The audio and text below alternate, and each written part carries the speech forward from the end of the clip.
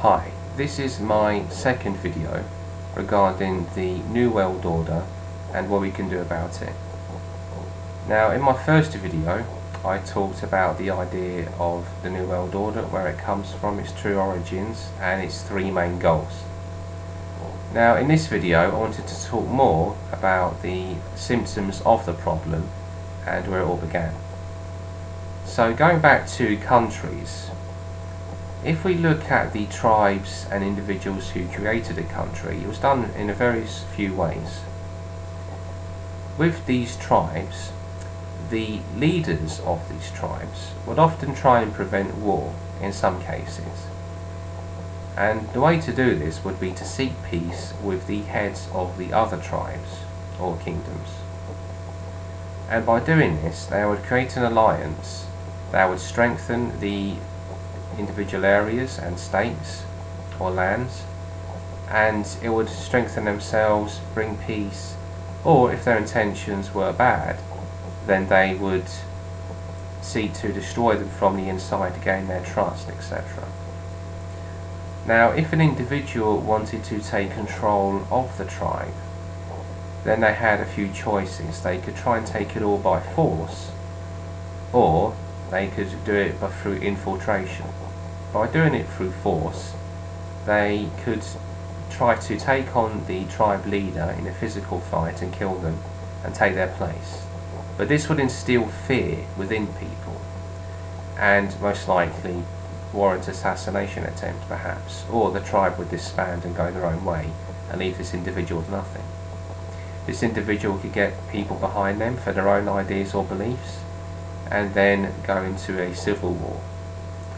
Now, the reason an individual might want to do this is to gain more, because to be weak of their character, maybe more partners, more cattle, animals, maybe more possessions or a bigger place to live, just more in general basically.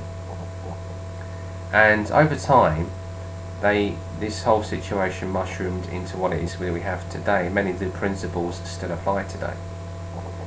This individual could either do it through force like that, or they could do it through infiltration by dividing and conquering the whole solid unit as it was of people.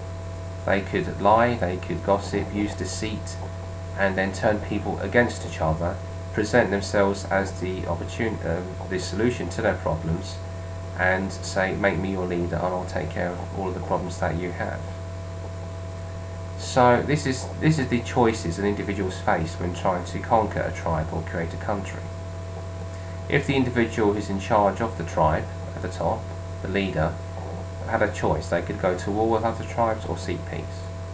By seeking peace, they can do it again through infiltration and strengthen their own agenda. And over time, interbreeding with these tribal leaders or leaders of kingdoms and lands would only bring together their unity more so. And this idea has been really popularised by the Game of Thrones television series from the books. The author really does discuss these ideas and these principles.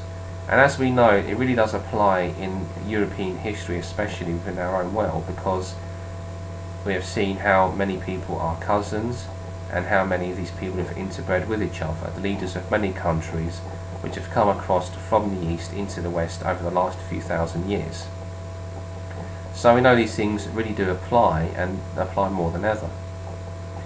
So these are the problems that we're faced with. A lot of the different routes all lead to the same source.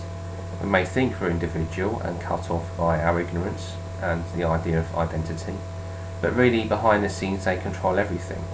It's just one small group of people that branch across the whole world, which are all interconnected, and we are all working towards the same source even though we don't realise it.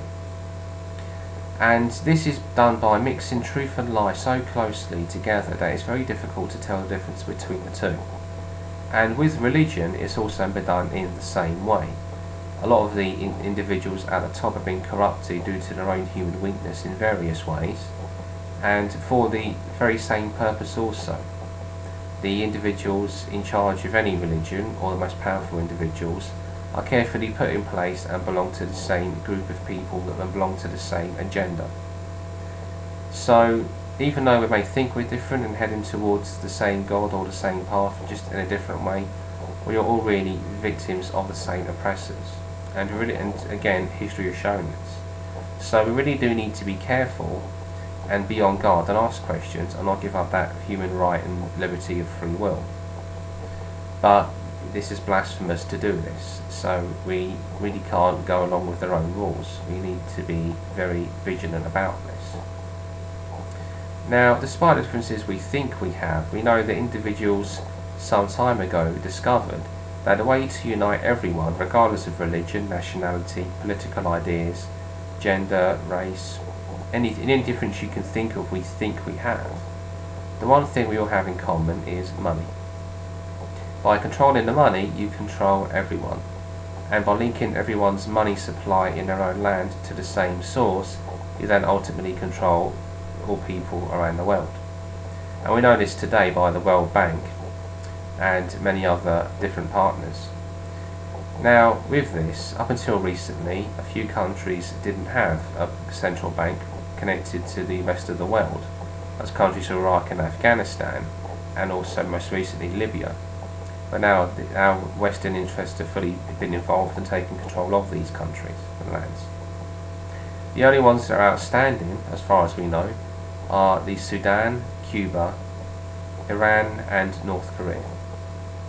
There may be one or two others, but these are the main ones. And the reason for our wars with them is because we don't control the money. As soon as we control the money, all else can wait. The New World Order can wait, but it is all about the money first and foremost.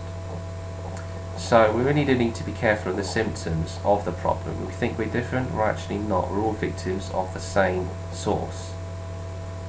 But by keeping us in the dark about this, they turn us against each other, and it's all one great big distraction. Another symptom they use to control us, we have to be very careful about, and I've seen many people fall into the trap, is by mixing truth with lies. And when various people say, I don't believe anything the government tell me.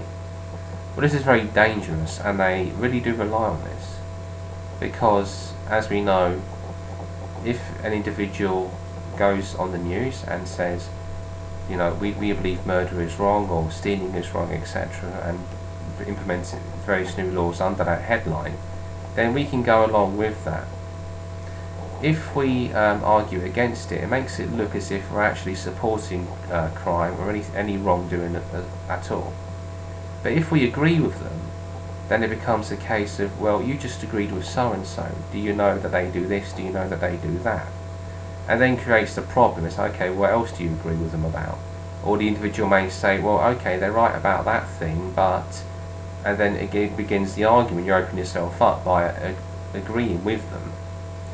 And this is the trap they have us caught in, by mixing the truth and the lie. So just because you may not like someone, you may not trust them, you can't dismiss all that they say, because if you do, they become reliant upon that. We really do have to decipher the difference between the truth and the lie. Now, one victim of this is the secret societies and institutions. Now, what do we know for sure about the secret societies? Well, we know they give themselves names, they give themselves titles, identities, and we know they can't talk to various other branches of the same society or institution. And the reason they can't do that is because it's due to compartmentalization. They are not allowed to discuss it, because if they did discuss it, then the bigger picture will become more obvious to them. So the task is to keep everyone in the dark, but working towards the same ultimate agenda, which only the few at the top actually know where we're really going. And we know that these people in societies are very proud and they're very vain, two of the deadly sins. And with these deadly sins, they're not necessarily bad things, but they're also more like guidelines, and should be very stupid, very illogical, should we go against them. And they think they're better than the rest of the 99% on the outside of the pyramid of power, because they don't argue about silly little things like politics or religion. Why? Because they're not allowed to. Their level of existence, their life, is slightly improved with financial reward, and by not having any arguments regarding the petty little differences that divide us, that we created for ourselves, and which the manipulators created also. And they've given up their free will, their right to think and ask questions, and their liberties from religion and government, and they've given it to someone else. They're not allowed to question the new authority or the story of what I've learned about our world and truth about various things. Then they've completely traded the old system for the new, but it's done on a slightly improved level. And there's no free flow of exchange up and down with the levels or across to other institutions or branches of that either, because they have to prove themselves by sacrificing various morals, principles, ethics to jump higher up the ladder, and the more you're willing to sacrifice and sell out, the higher you go. And this is where they fail to see that they're actually victims themselves of the same oppressors and the same source. If these people at the top are looking down their nose at the worker ants outside the pyramid of power, the very base, then they're looking down their nose at those within the pyramid of power as well. Why? Because they're susceptible to the same weaknesses and compromises that the rest of us are. And we know this for sure because they have told us this. They give themselves names, titles, identities, various levels. They can't talk to others within the same idea of what they're working towards, the same name even of the institutional organisation. So they're not actually enemies of us, and we're not enemies of them either. We're all victims of the same source, and they probably realise this, but they can't ask any questions about it. They can't fight or argue against it. They are willing to sell out their very idea of liberty and free will in order for more. So this is the contradiction in terms, really. And they're not actually better off, they're exactly the same. The principles are the same, but the small technical details are slightly different. So this is the thing we need to be very vigilant of, is that truth and lies will be mixed so closely together it's difficult to tell the difference between the two. Just because we don't like an individual doesn't mean to say what they're saying isn't true, and that we are being turned against each other by the same oppressing forces. And if you follow the money to the top, to the very source, then the individuals who are bringing about these events in our world really do expose themselves. So they're trying very hard to remain hidden behind the laws and secret acts and things. As we know, for example, the Bank of England, the individuals, a law was passed in the 70s where the individuals can invest money into the Bank of England, but their identities are kept secret under the Official Secrets Act. So the British people are not allowed to know who owns their money. And it's these people we need to be very worried about. And we cannot go against the biblical law of universal laws of cause and effect, the deadly sins or commandments. And they have truly been corrupted and twisted to suit the bigger agenda. So again, there is no such thing as religion, there's no such thing as a government or political idea. There are many faces, there are many masks, but they all lead to the same source. And all you have to do is simply do your research, because none of this is very secret, it's not a conspiracy anymore. And again, for what it's worth, those are just my 2 cents on the subject, for what it's worth. Hopefully I'll be making more videos again in the future. And thank you for watching, and I hope to learn more from you as time goes on. I want to hear what you have to teach me. So until next time, thanks for watching.